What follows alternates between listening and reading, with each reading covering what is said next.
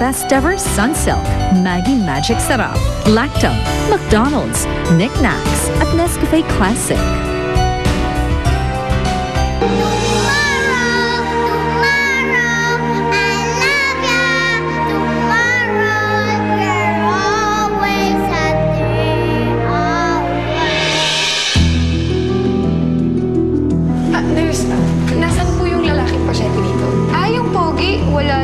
Na siya kanina eh.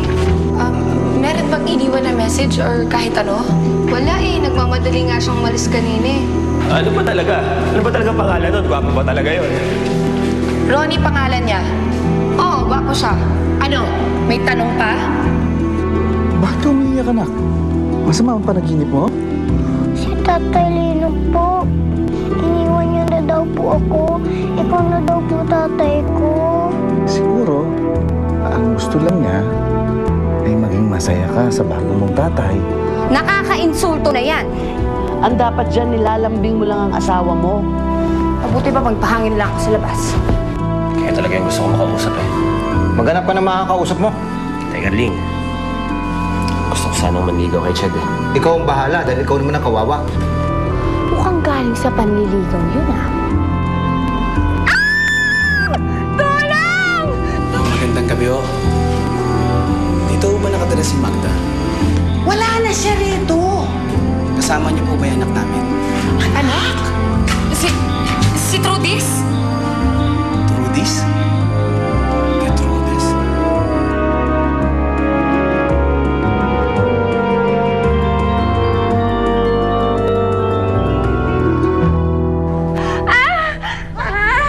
Ano sumisigaw? Sino yan?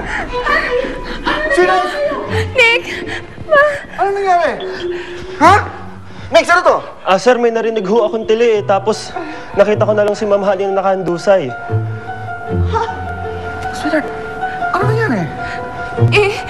Nagpapahangin lang naman ako sa labas tapos biglang may lalaking yumakap sa akin.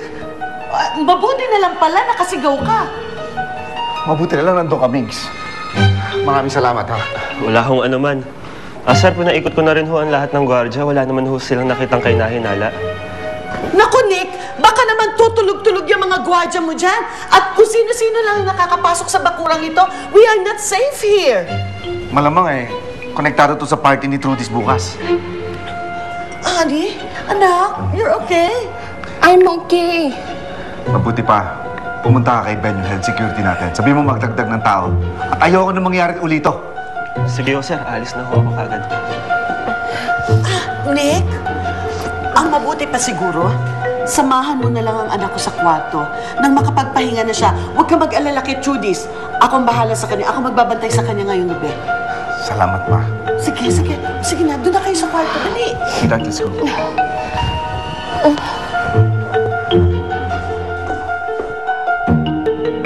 Honey, you're okay? I love you.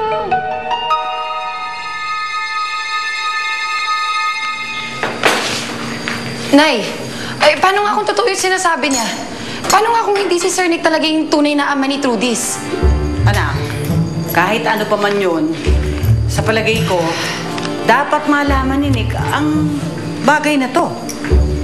Kamalas-malas ang bata. Kawawa naman. Biruin mo yun.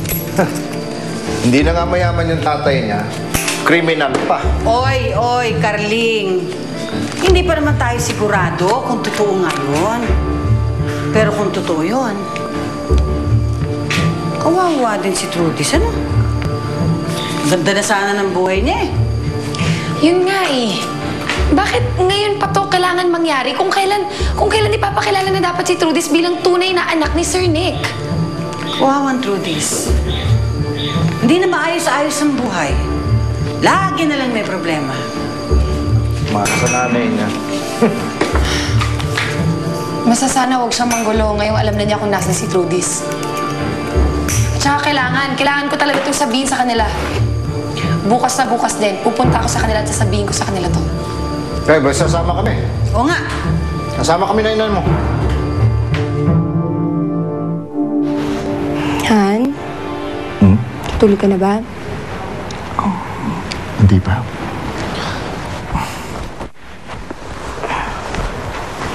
Natatakot ka pa rin ba, Han? Naisip ko lang, no? Paano kung ako talaga yung target ng kidnapper? Hindi talaga si Trudy's. Sa tingin ko, kailangan ko na ng bodyguard. Kasi nakataka siya ngayon. Paano next time? Ayaw mo, bukas na bukas. Kukuha ako sa security agency ng bagong bodyguard mo. Ha? Ayoko nun, hindi ko kilala yun eh. Pwede ba yung at least kilala ko, tas yung mapapagkatiwalaan natin? Kung gano'n siguro si Migs na lang. At least, kilala pa natin at makapanatag ang loob ko. Alam mo, tingin ko talagang doble ingat tayo bukas eh. Ang takot ko baka may makapasok na hindi natin inimbita at may magawang masama. Ayoko may mangyaring masama sa inyo ni Trudy's.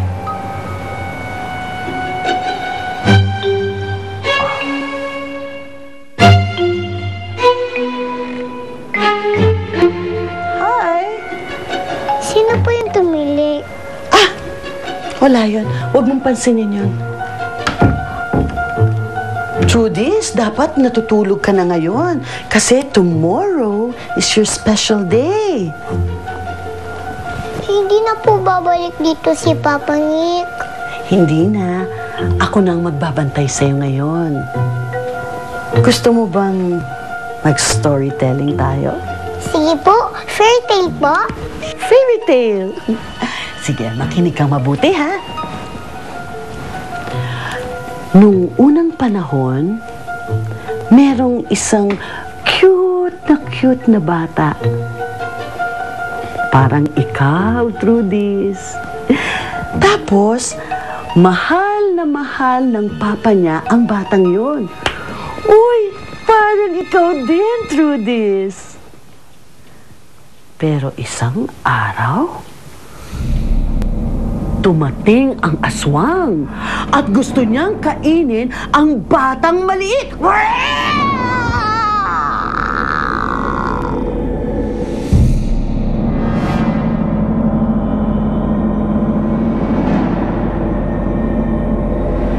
Hindi ka makakatakas sa akin, Trudy's Lee! Kakainin kita!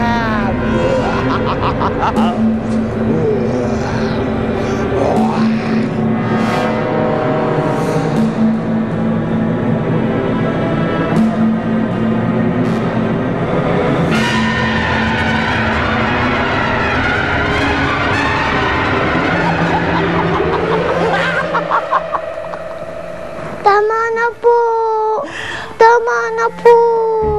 Ayaw mo na? Huwag na po. Matutulong na lang po ako. Oh. Sige.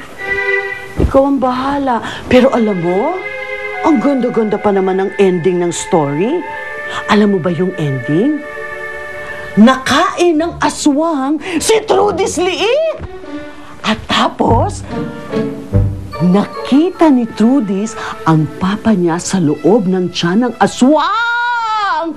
At nagkasama na silang dalawa forever and ever! The end! O sige na, matulog ka na. Naantok ka na eh, ha? Okay, good night! Sleep tight! Wow! Bye!